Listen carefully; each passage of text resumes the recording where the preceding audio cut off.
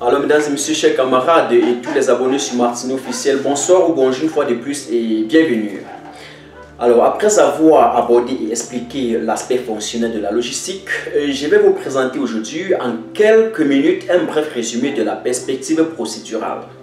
Lorsqu'on parle de la perspective procédurale en logistique, cela renvoie tout simplement à toutes les activités qui sont exécutées au cœur du système logistique, contribuant d'une part à la mise à disposition de la clientèle des marchandises ou des produits et d'autre part à la réalisation et à l'augmentation de la performance du service logistique.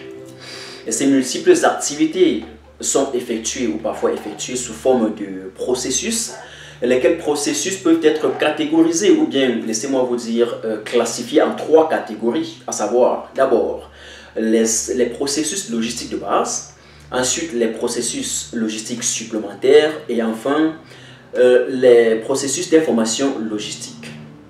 Lorsqu'on parle généralement de la performance en logistique, il s'agit exactement de ces trois catégories de processus logistiques, car ces trois aspects sont, d'après mon point de vue, des aspects clés sans lesquels la logistique n'a pas lieu d'exister, ni localement ni sur le plan international. Alors, explication. Et commençons tout d'abord par les processus logistiques de base. Les processus logistiques de base se décomposent à leur tour en trois parties. Les processus du transport, les services de manutention et les services d'entreposage. C'est d'ailleurs ce que j'appellerais le processus TME. Retenez le processus TME. Transport, manutention, entreposage. Pendant les activités de manutention, il y a généralement une charge qui nécessite l'énergie d'une ou de plusieurs personnes. Il y a une charge qui nécessite le travail ou l'effort d'un ou de plusieurs travailleurs pour porter, soulever, pousser, bref, poser ou déplacer une charge. Et c'est d'ailleurs la raison pour laquelle, pour des charges très lourdes, on craint souvent pour la sécurité et la santé des travailleurs dans ce secteur. Alors, la manutention n'est pas seulement un travail d'homme, c'est également un travail qui peut être effectué par des robots. Par exemple, lors du chargement et du déchargement des camions par des chariots élévateurs, lors du chargement et du déchargement des wagons du train, des navires et tout ce que vous voulez, par des robots. Comprenez que la manutention occupe une place quelque peu, je dirais, prépondérante dans la chaîne de la logistique, notamment dans le cadre du transport routier des marchandises. Et comment? Citons par exemple le stockage transitoire dans les entrepôts ou la plateforme de distribution, ce qu'on appelle en anglais distribution center. Les activités de chargement et de déchargement, n'est-ce pas, des marchandises pour la livraison.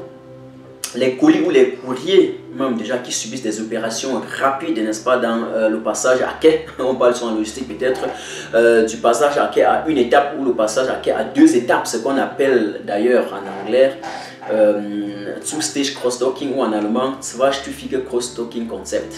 Pourquoi je fais allusion à l'Allemagne? Parce que c'est un pays, n'est-ce pas, qui, d'après le ranking, occupe la première place d'après le classement mondial des pays les plus performants en logistique. Cela se justifie par son réseau de transport très large et son équipement très large en logistique, la complexité de son système, évidemment, dans le transport international, même le transport à l'intérieur de l'Allemagne ou à l'intérieur de l'Europe, tous déjà, l'Allemagne occupe la première place en logistique. Et c'est un peu ça. Donc, ça, c'était ce qui concerne, n'est-ce pas, les processus logistiques de base. En ce qui concerne maintenant les processus logistiques supplémentaires, il s'agit tout simplement de la préparation des commandes et de l'emballage, y compris même, parce qu'avant la préparation des commandes et l'emballage, retirer les produits, les articles des palettiers et les placer, n'est-ce pas, d'après la commande d'un client, il faut bien savoir qu'il y a eu avant certains processus de soumission et de traitement de ces commandes, n'est-ce pas? Mais disons en conclusion que lorsqu'on parle des processus supplémentaires en logistique, il s'agit tout simplement de toutes les activités, de toutes les activités du support du processus logistique de base. C'est en quelque sorte ça. Et enfin, concernant les processus d'information logistique, cela renvoie tout simplement aux moyens et au canal d'information et de communication que nous avons besoin, n'est-ce pas, notamment nous avons besoin notamment la collecte, le traitement, le transfert des informations, hein, par exemple lors du traitement et je vais dire de la soumission et du traitement des commandes, mais d'autre part aussi tout au long de la supply chain afin d'assurer une meilleure coordination des flux, ce qui nous garantit par exemple la visibilité, la transparence, la fiabilité de l'information, car un canal défectueux, un manque ou une perte d'information peut stagner, stabiliser, je ne sais pas comment je dois dire ça, complètement paralyser le système ou la chaîne de la logistique. C'est un peu ça. Alors, retenons que le processus d'information logistique regorge ou englobe également tout le système d'information et d'archivage de l'entreprise. Voilà en quelques minutes une vue sur la perspective procédurale. Retenez en tout cas deux choses.